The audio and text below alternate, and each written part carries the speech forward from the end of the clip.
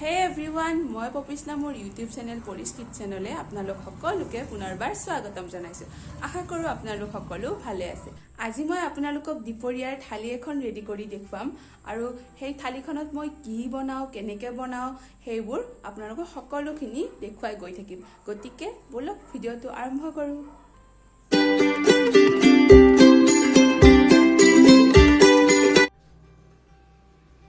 আৰু মই প্ৰথমতে বনাব লৈছো এয়া মাহৰ দালি মানে মাটি মাহৰ দালি আৰু এয়া দালিখিনি 2 ঘণ্টামান আগতে তিয়াই থৈ দিছিলো। এইখিনি এতিয়া ধুনিয়াকৈ ধুই লওঁ।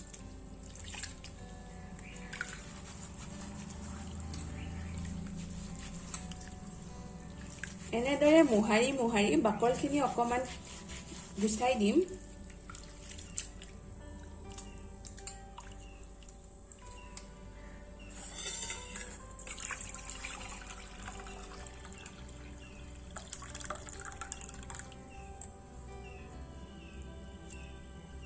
আৰু এয়া আমাৰ দালিখিনি ধুই হৈ গল। পাৰো মানে বাকল পেলালো মই, কিন্তু এইখিনি আৰু নেযায়। আৰু এতিয়া মই কুকাৰত দালিখিনি সিজিবলৈ দিম। দালিত দিম মই এয়া গোটা নেহৰু কেইফুটা।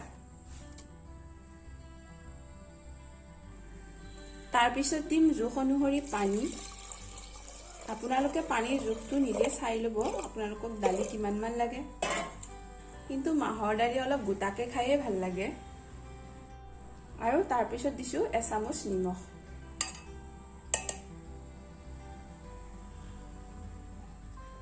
এতিয়া এইখিনি সিজিবলৈ দিম। পিছত মই বনাম অকমান ভেন্দি ভাজি। এতিয়া ভেন্দি কেইটা ধুনীয়াকৈ কাটি লওঁ।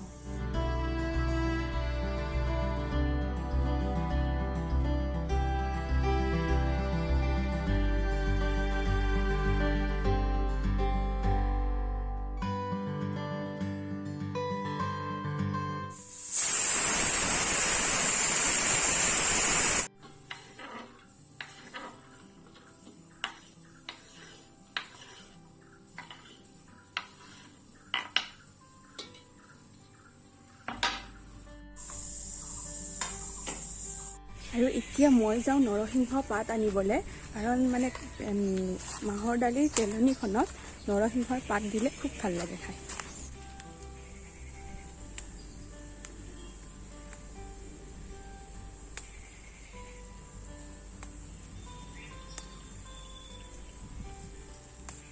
এইখিনি হৈয়ে যাব।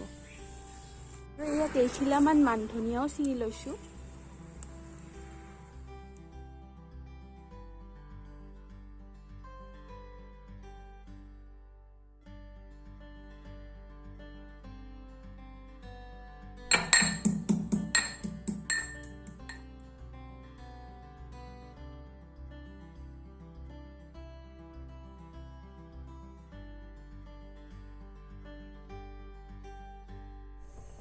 এতিয়া কেৰাহীখন গৰম হৈ গৈছে আৰু মই ইয়াতে দিছো এতিয়া মিঠাতেল, তেজপাত, এয়া দিছো পাঁচফোৰণ, এয়া দিছো চুৰলি। মাহৰ দালিত চুৰলি দি খাই খুব ভাল লাগে।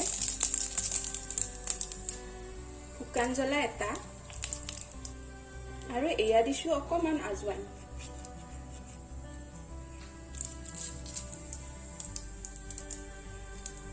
এতিয়া এইখিনি অকমান মিক্স কৰি দিছো আৰু এতিয়া দিম মই অকমান পিয়াজ।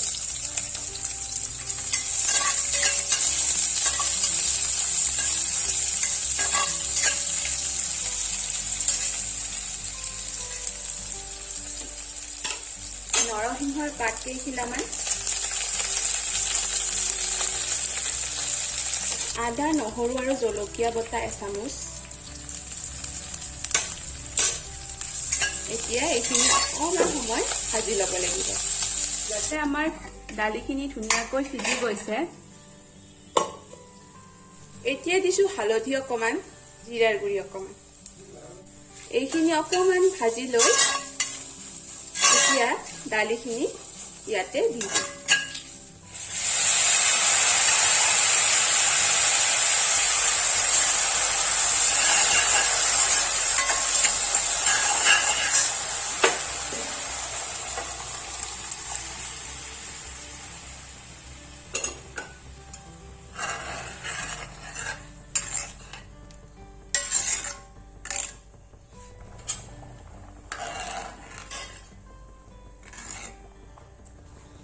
কিছু সময় উতলাৰ পিছত ইয়াতে মই দিছোঁ মান ধনিয়া অকণমান দালিখন হোৱাৰ আগতেই দিছোঁ, কাৰণ মান ধনিয়া সিজোতে অকণমান টাইম লাগে।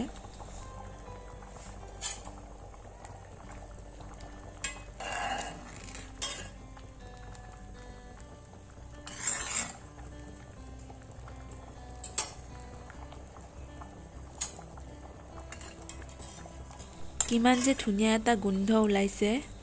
আৰু এনেদৰে কিছু সময় উতলাৰ পিছত আমাৰ মাটিমাহৰ দালি অৰ্থাৎ মাহৰ দালি ৰেডি। আৰু তাৰপিছত বনাইছিলোঁ একাপ চাহ। আৰু দেখিছেনে মই এখন হাতেৰে 2টা কাপ আনিছোঁ। এনেদৰে চাহ অনাৰ কাৰণে যে মাৰ পৰা কিমান গালি খাওঁ, তথাপি একেবাৰতে আনাই ভাল আৰু কিমাননো বাৰ বাৰ যাই থাকিম নে কি কয়। গতিকে বিস্কুটৰ সৈতে চাহ একাপ খাই লওঁ, তাৰপিছত আকৌ ৰন্ধা আৰম্ভ কৰিম।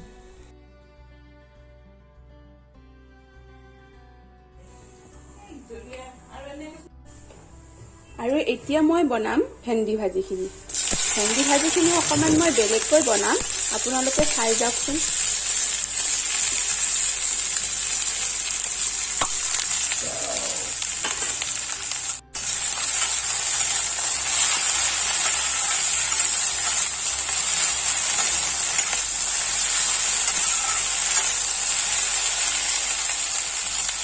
এয়া দিছোঁ মই আধা চামুচ নিমখ। আৰু এইখিনি ভালকৈ কিছু সময়ৰ কাৰণে ভাজি ল'ম।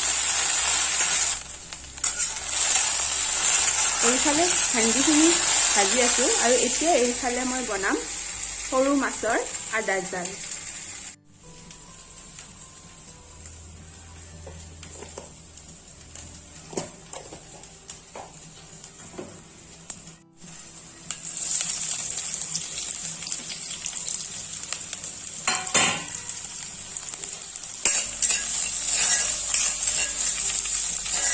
আৰু কিছু সময় ভজাৰ পিছত ভেন্দিখিনি এয়া সিজি গৈছে আৰু ইয়াতে মই দিম এচামুচ এতিয়া বগৰীৰ গুড়ি।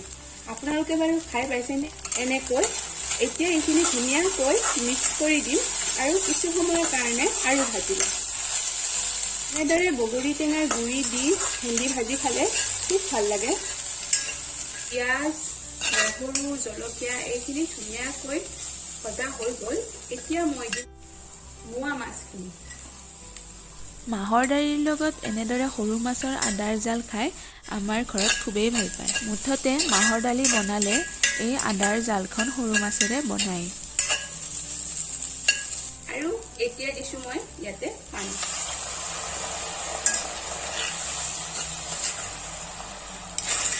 কিছু সময় ভজাৰ পিছত আমাৰ ভেন্দি ভাজিখিনি বগৰী গুড়াৰ সৈতে ভেন্দি ভাজিখিনি ৰেডি হৈ গ'ল। আৰু এইফালে মায়ে বনাইছে আঙুৰ দিয়া চালাড। এইখন চালাড যে মই খাই খুব ভাল পাওঁ। গতিকে বলক এতিয়া ভাতখিনি ধুনীয়াকৈ সজাই লওঁ।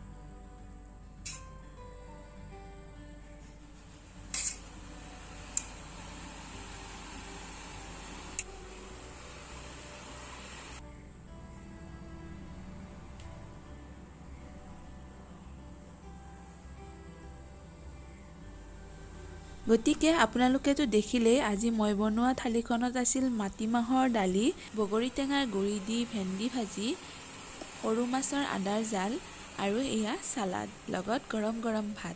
খাবলৈ যে কি ক'ম আৰু খুব টেষ্টি লাগে এনেদৰে বনালে। আপোনালোকেও ট্ৰাই কৰি চাবচোন। গতিকে আজিৰ ভিডিঅ'টো ইমানেই। যদি মোৰ ভিডিঅ'টো আৰু মই বনোৱা ৰেচিপিকেইটা চাই ভাল পালে প্লিজ লাইক, কমেণ্ট আৰু মোৰ চেনেলটো ছাবস্ক্ৰাইব কৰিবলৈ নাপাহৰিব। আৰু লগতে বেল আইকনটো দবাই থ'ব, যাতে মই ভিডিঅ' দিলে আপোনালোকে গম পাই যায়। পুনৰবাৰ নতুন ভিডিঅ'ৰ সৈতে লগ পোৱাৰ আশাৰে ধন্যবাদ।